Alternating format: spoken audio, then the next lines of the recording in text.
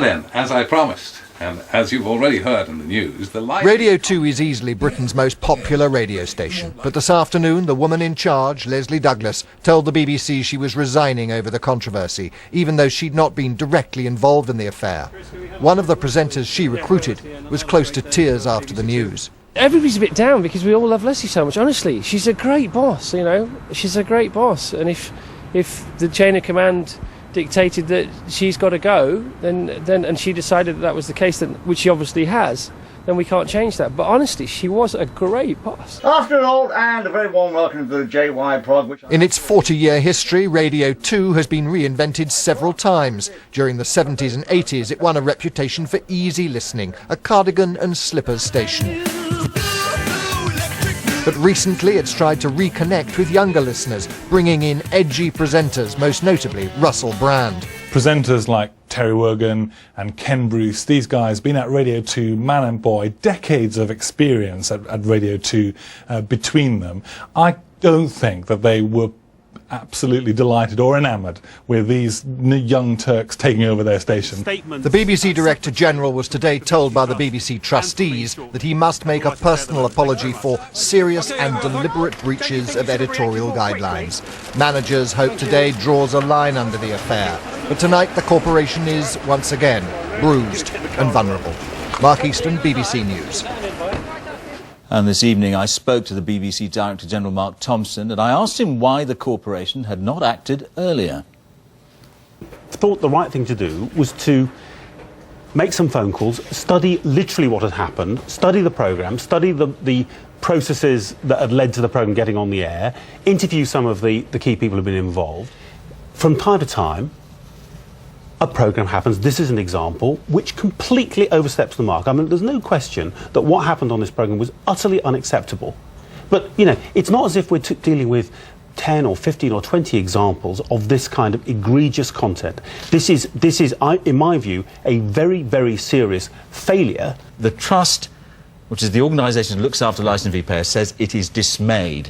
It is dismayed, and that's a year after it had a word with you to tighten things up. Where does that leave things? Well, as I say, this failure of judgment was about what are the bounds of acceptable behaviour and acceptable content.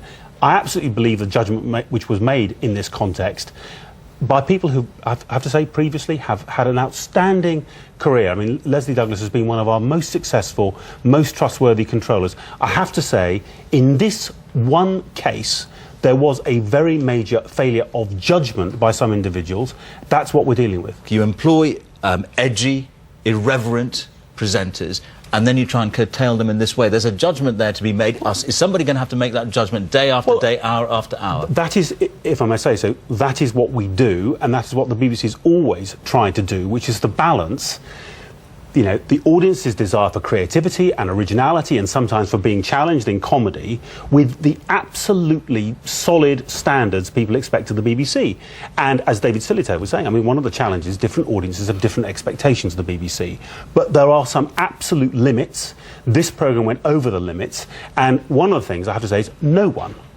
We have many different writers, performers, producers in the BBC. No one is above the law. When the BBC Trust said to you they were dismayed at what was going on, did you consider your position? We've put a comprehensive set of actions together and announced them this evening. They are tough. The test, I believe, for me, is whether those actions stick and whether we can ensure that incidents like this don't happen again. And that's my job, and I intend to get on with it. That was Mark Thompson speaking to me earlier. Well, our home editor, Mark Easton, is with me here. Russell Brand's gone. The head of Radio 2, Leslie Douglas, is gone. But Jonathan Ross is suspended, but he's still around. I mean, is he untouchable? Is he too powerful? Well, let's be clear. I mean, Jonathan Ross, whatever people might think of him, he did the business. You know, his chat show would bring in 4 million viewers.